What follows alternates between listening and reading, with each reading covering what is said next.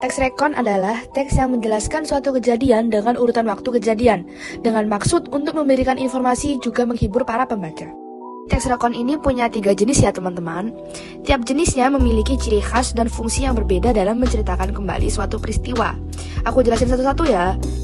Jadi yang pertama ada teks rekon pribadi. Jenis teks rekon ini menceritakan ulang pengalaman pribadi seseorang atau bahkan penulis yang terlibat langsung dalam cerita tersebut. Yang kedua yaitu teks rekon faktual. Jenis teks rekon ini menceritakan ulang kejadian nyata atau fakta yang dapat dijadikan eksperimen ilmiah dan laporan polisi. Untuk yang terakhir itu adalah teks rekon imajinatif. Jenis teks rekon ini menceritakan ulang sesuatu dengan tambahan imajinasi dan sudut pandang subjektif dengan lebih detail dengan tujuan agar para pembaca dapat membayangkan proses ceritanya secara langsung. Selanjutnya merupakan ciri-ciri teks rekon.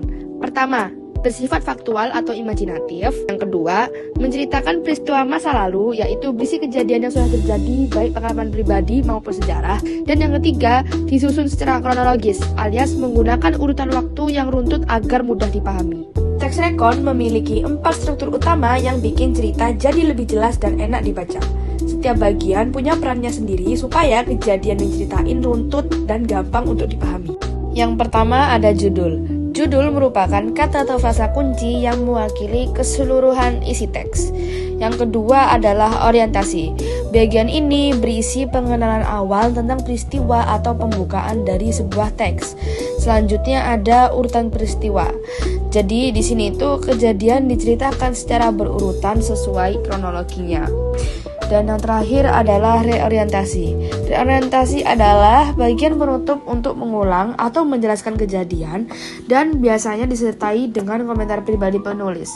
Namun bagian ini biasanya bersifat opsional.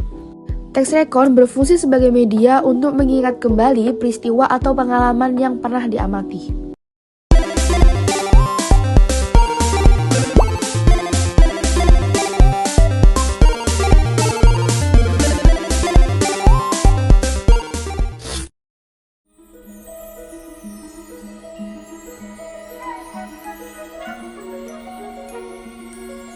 Di suatu hari, Buffet duduk di ruang kepala sekolah.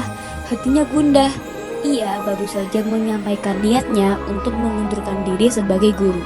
Namun, kepala sekolah justru menawarkannya posisi baru sebagai wali kelas 1. Buffet merasa kecewa karena ekspektasinya tidak sesuai dengan kenyataan. Setelah keluar dari ruang kepala sekolah, Buffet berjalan tanpa arah di tengah rintik hujan. Ia teringat pada ayahnya, guru terhebat dan inspirasi terbesarnya yang telah tiada. Kesedihan dan kerinduan menyelimuti hatinya.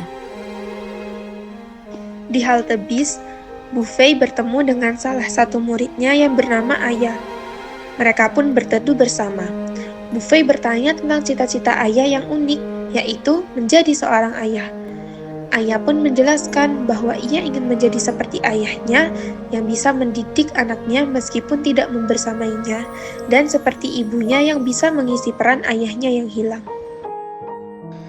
Penjelasan Ayah menyentuh hati Buffet. Ia tersadar bahwa cita-cita setinggi langit bisa diraih dengan optimisme seperti yang dicontohkan oleh orang tua Ayah. Ia pun kembali bersemangat untuk mengajar dan melanjutkan perjuangan ayahnya.